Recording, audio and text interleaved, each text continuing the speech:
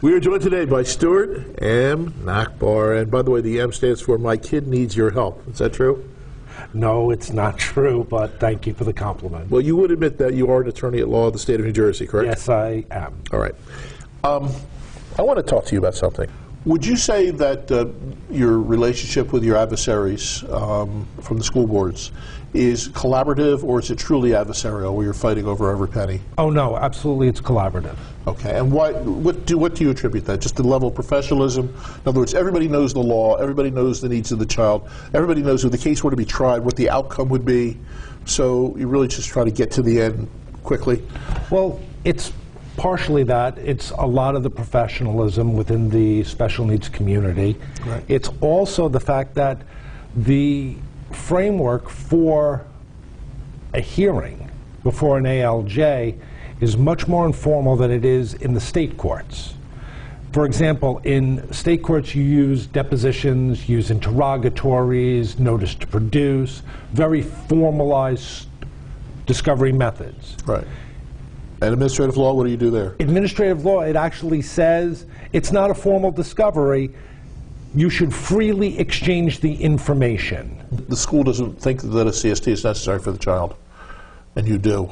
Well, they have 10 days to respond. Okay.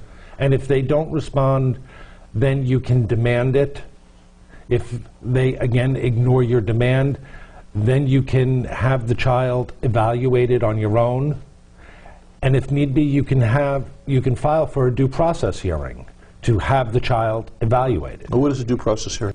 Really just a hearing before the ALJ that says why we believe that this child should be evaluated. Here's our evidence. The school is saying no, and they have no reason for it. Why would the school say no, though? Is it a money issue normally? Could be a money issue, could be a timing issue. It could be something as simple as we don't have the resource for it. Mm-hmm. Where do you get it to the point where you're actually going to have to, get into some serious fighting with the school board or with the attorney for the Board of Education? In other words, where does the resistance get to the point where you've got to really start filing, lawsuits and getting in before the Office of Administrative Law? If the parents and the school district can't agree and can't come to a resolution to benefit the child, mm-hmm. then unfortunately, after mediation, it has to go before the ALJ. Can you give a couple of examples from your own experience about where it's been necessary to go to the ALJ because you just couldn't work it out informally? I've had parents who demand that the child is taken out of the school district and put into a private school mm-hmm. because they don't feel that the education is beneficial, because the school district may not be living up to its end of the IEP, the Individualized Education Plan.